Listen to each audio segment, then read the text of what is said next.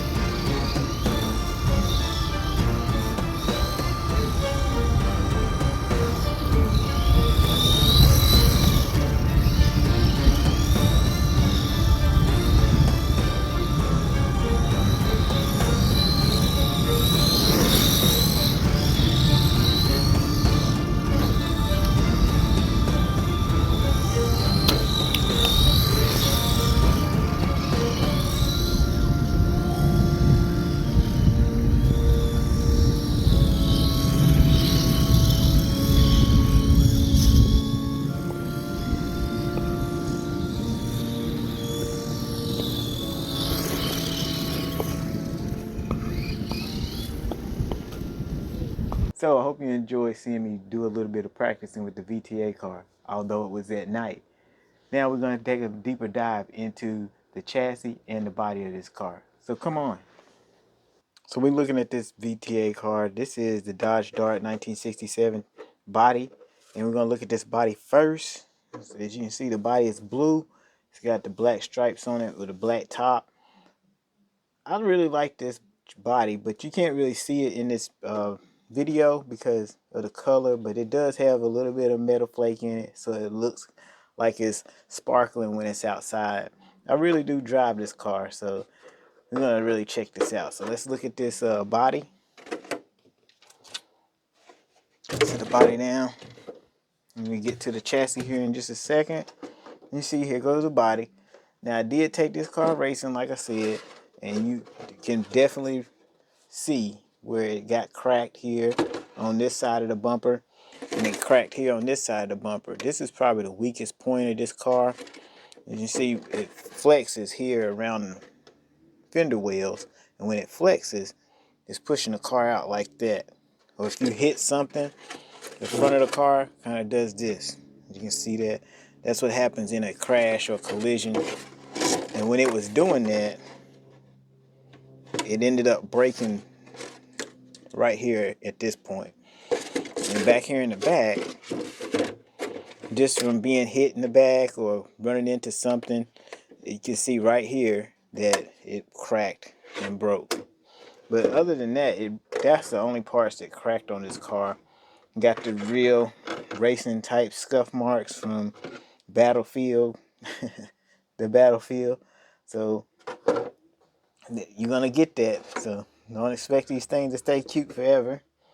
And I got some scuff marks on the top from where it flipped over.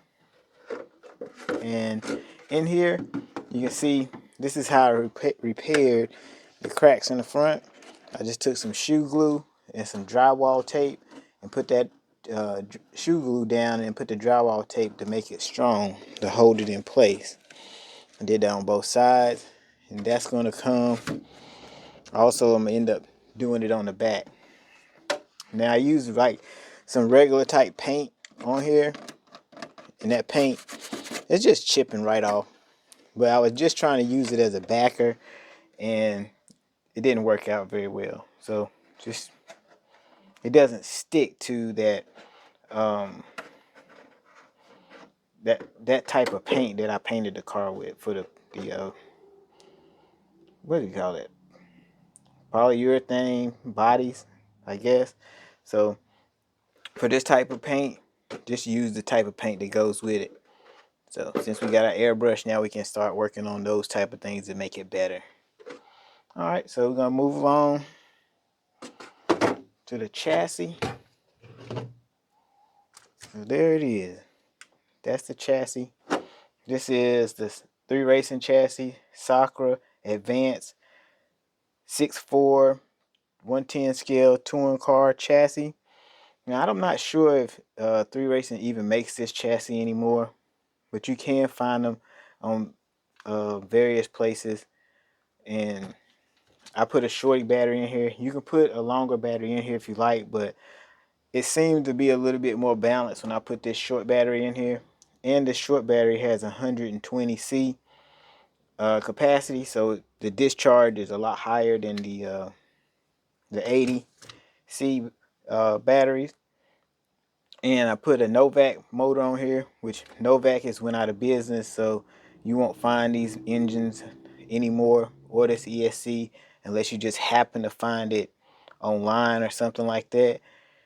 That's how I ended up getting it, so you can look at that. And right here, this is a 48 pitch. No, this is a 48 pitch spur gear, and this is a, I think I put a 38 tooth pinion gear in here. The car, like you see in the video, it runs pretty good, fairly decent. But what really made a difference on this car, why I use it for a VTA chassis, is that these front wheels here on this car, so remove this battery, but these front wheels on this car are actually smaller than your turnbuckles, the height of your turnbuckles here and on the bottom. So what I had to do in order to get these things to fit was I had to grind down the turnbuckle just enough to get that wheel to pass by. I don't know if you can see that, but right there on these turnbuckles right here, I had to grind them down so that these tires would actually fit, because the rim is way too big. I mean, way too small. The back was good, didn't have to worry about it so much, but in the front on both sides, and your steering linkages right here, your steering knuckles right here, I had to sand those down as well, so they're not as thick as they used to be. But right here, I mean, they're like literally so close to the wheel to make it fit, so whenever it does turn like this, they don't rub them. So that's why I'm using this as the VTA chassis. So, but that's the VTA chassis. It does appear that it needs some new tires on the front.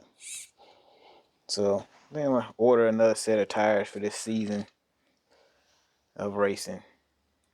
So this is the Sakura chassis and the Dodge Dart body. So that does it for the VTA chassis and body.